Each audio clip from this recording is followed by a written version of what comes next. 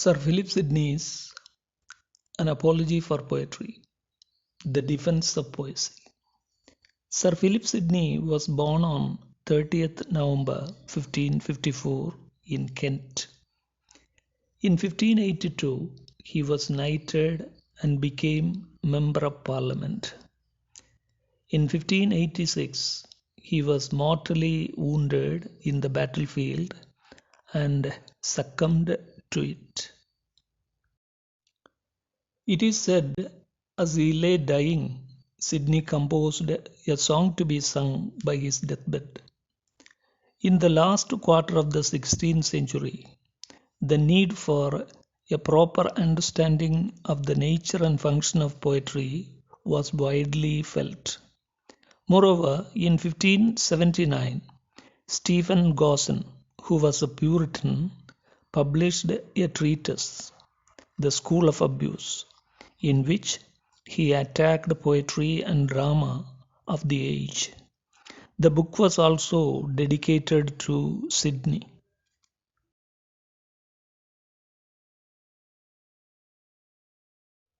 So, Sidney, besides being a public servant, who was also a man of letters of great reputation, wrote his Apology for Poetry in order to vindicate poetry against the onslaughts of the Puritans. Though it was written in 1583, it was published in 1595 by Henry Olney with the title Apology for Poetry, and in 1598 by William Ponsonby with the title Defense of Poesy posthumously.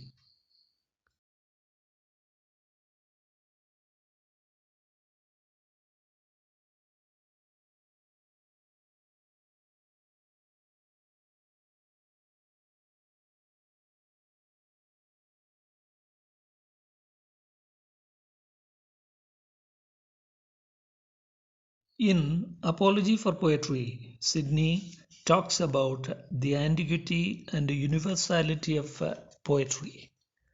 Apart from discussing the kinds of poetry and their usefulness, he strongly objects tragicomedy and the violation of the unities. Moreover, his remarks on style, diction, and versification are very effective. He defines poetry as an art of imitation.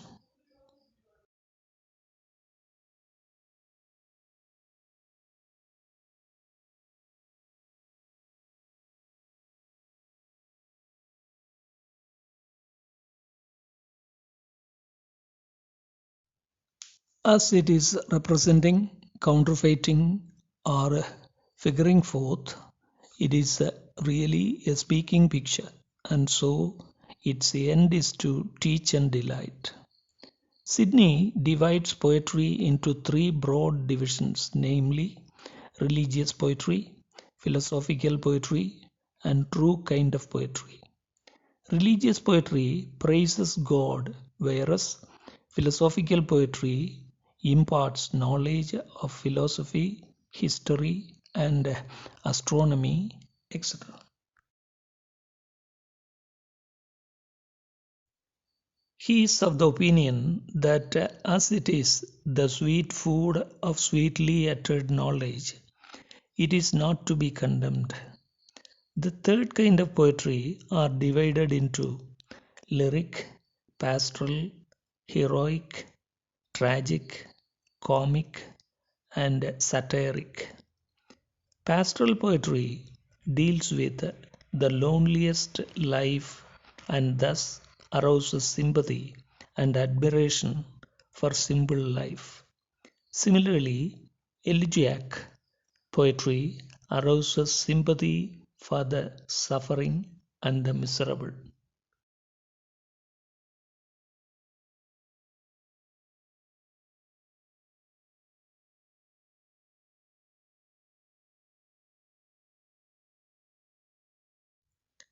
Thus they soften the heart. Comedy and satire laugh at follies and imitate common errors in a ridiculous fashion, and so are effective in warning men against such errors. Tragedy reveals the wickedness of men and women and reveals the uncertainty of life. Lyric hymns praise God and men and thus enkindle virtue and courage. The epics present the pictures of heroic men and heroic action and thus inspires men to heroic action.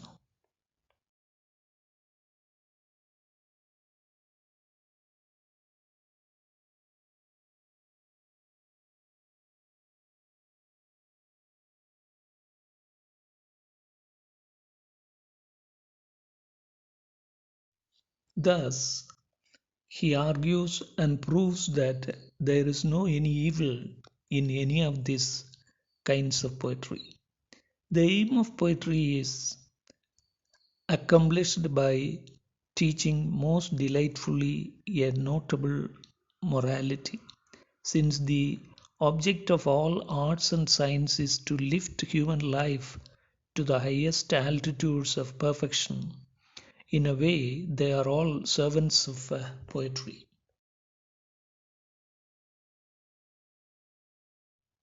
The philosopher teaches virtue and vices in abstract arguments, whereas the historian by showing them through examples and experiences of the past ages. But the poet gives perfect examples of vices and virtues and makes virtue succeed and vice fail in his poetry. Thus, Sidney demonstrates the superiority of poetry over history and philosophy.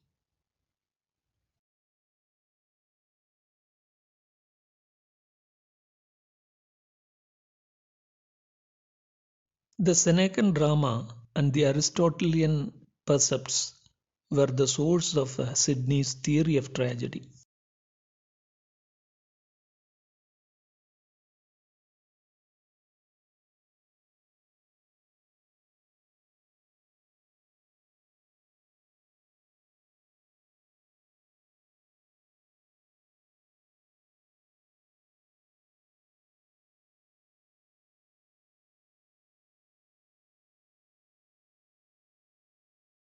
He follows the medieval tradition and says that tragedy should show the fall of tyrants. He condemns modern tragedy for the incongruous mingling of the comic and tragic and the gross violation of the unities.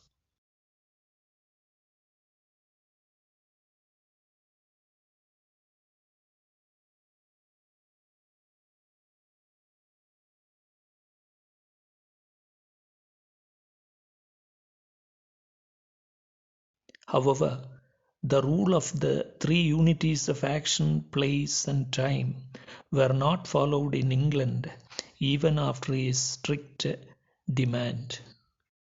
Sidney defines comedy as an imitation of the common error of life, which are represented in the most ridiculous and scornful manner, so that the spectator is anxious to avoid such errors himself. So he condemns contemporary farcical comedy and is in favor of a comedy of a more intellectual kind.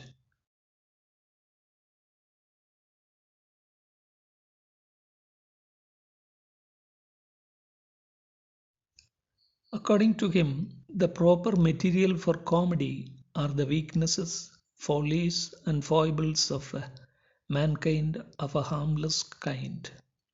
Thus, he considers comedy a weapon of a social reform. Sidney is unique as a critic. He is judicial, creative, and original. He inaugurated a new era in the history of English literary criticism.